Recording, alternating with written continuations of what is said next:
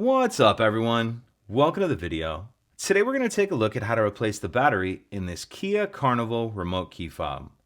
This Kia Carnival key fob is going to use replacement battery CR2450, and I'll put a link in the description box of this video so where you can find these replacement batteries if you're in need. The other thing I'm going to be using to replace this key fob battery is a flathead screwdriver.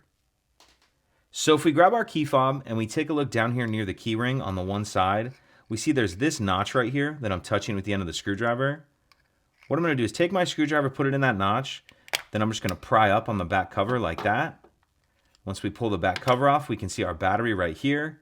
I'm going to use my screwdriver just to help carefully push this battery out of the holder like that. And then once we get our old battery out of there, we can grab our new replacement battery. And you want to make sure that you're installing your new battery with the plus side up, positive side up. It'll just slide down into that battery holder like that. And then we can snap the cover on. And that's it. Pretty simple. If you have any questions, please let me know. If you could take a second to like and subscribe, it helps us out, and I'd appreciate it. Thank you.